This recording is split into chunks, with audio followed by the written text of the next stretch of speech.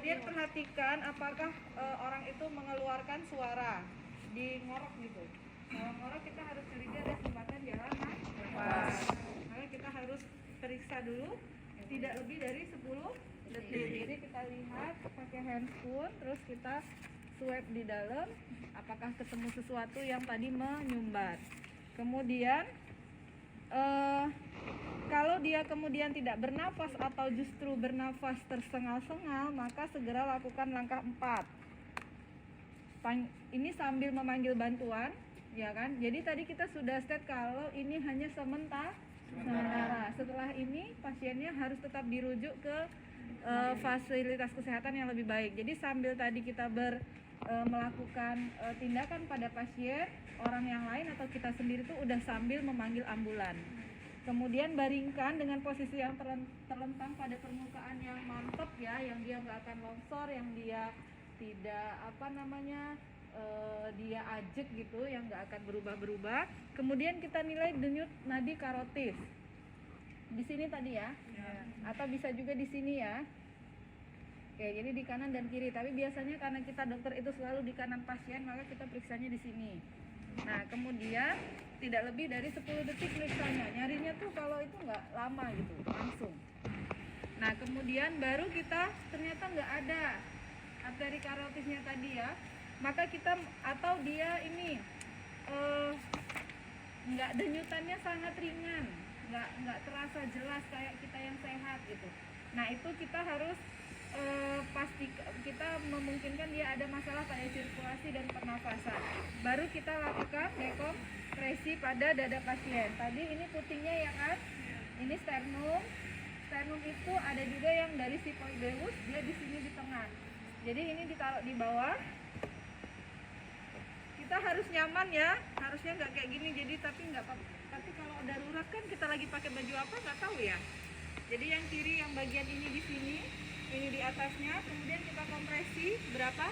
30 kali kurang dari 18 detik. Kali dalam 18 detik. 18 detik. Jadi dalam 1 detik 2 kompresi. Cepet banget ya. Kalau saya ngebayanginnya aja udah capek. Tapi kalau kalian pasti tuh. Ininya ini 5 cm, ya kan? Sampai 5 cm, kemudian ini harus lepas gitu. Maksudnya harus dia benar-benar mengembang kembali. Coba hitung deh, ada yang bawa boleh di timer. Kita coba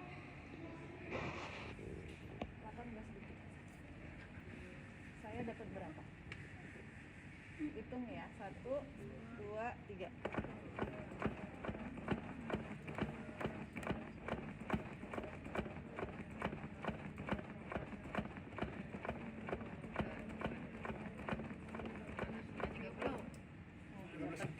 Tapi udah mengas.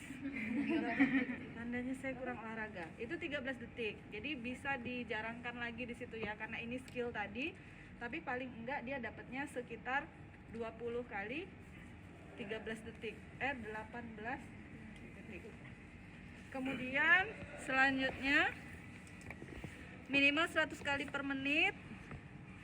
Siku tadi lurus, tekan dengan kuat dan cepat, biarkan dada kembali sempurna, hitung sampai 30.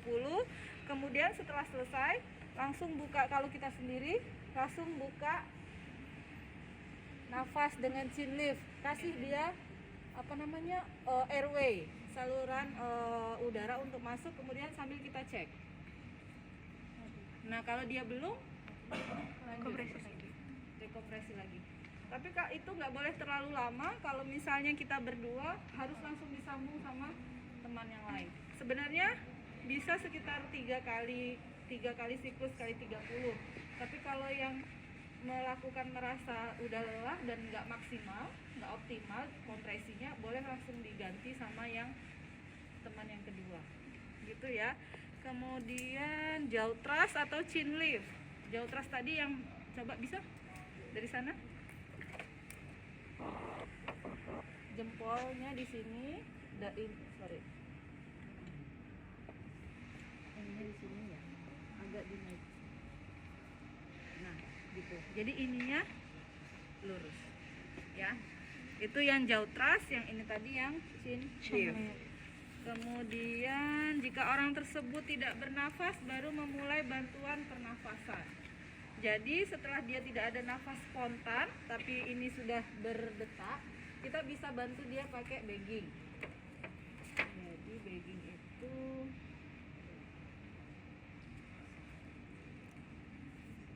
nah, kalau dia berdua, satu bisa ngasih nafas, satu tetap di sini. Gitu.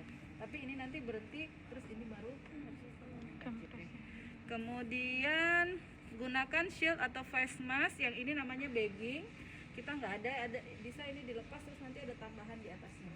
Jadi langsung ke napas pasien kayak gini. Ada khusus. Kemudian berikan 2 napas buatan masing-masing 1 detik dengan volume yang cukup untuk membuat dada terangkat. Terus kita juga nggak boleh memberikan udara secara berlebihan karena paru-parunya bisa overload. Jadi dia cuma 2 kali aja ya, 2 nafas buatan masing-masing 1 detik. Nanti ini akan saya kirim. Kemudian kita lanjutkan lagi 30 kompresi lagi sampai dia bisa bernafas spontan dan arteri karotisnya teraba dengan baik.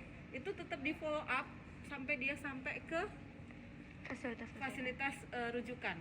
Jadi walaupun dia sudah nafas spontan dan dia juga sudah arteri karotisnya oke, itu tetap kita setiap berkala kita cek lagi. Terus kita lihat pergerakan dadanya nafas spontan apa enggak. Enggak boleh setelah sekali berhasil terus udah ditinggal. Enggak boleh, tetap harus di follow up. Oke. Kemudian ini kalau penolong kedua tiba, jika pernapasan dan sirkulasi sudah kembali, maka baringkan orang yang tidak sadarkan diri itu pada posisi pemulihan sampai bantuan datang. Jadi kalau bantuan belum datang, maksudnya IV line atau belum sampai di puskesmas yang lebih lengkap, dia nggak boleh kita lepaskan. Jika sirkulasi kembali tetapi pernapasannya tidak kembali pulih, boleh dikasih napas buatan aja. Jadi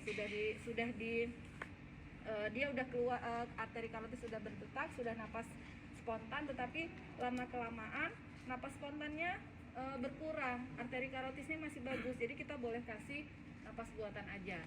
Jadi kita nggak perlu kompresi.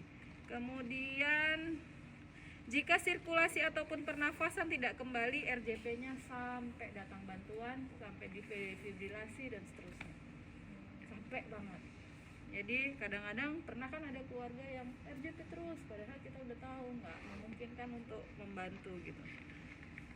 Oke, itu yang dewasa ada pertanyaan? Nggak ada? Silahkan kembali ke kelompoknya. Setiap orang cari teman yang pasangan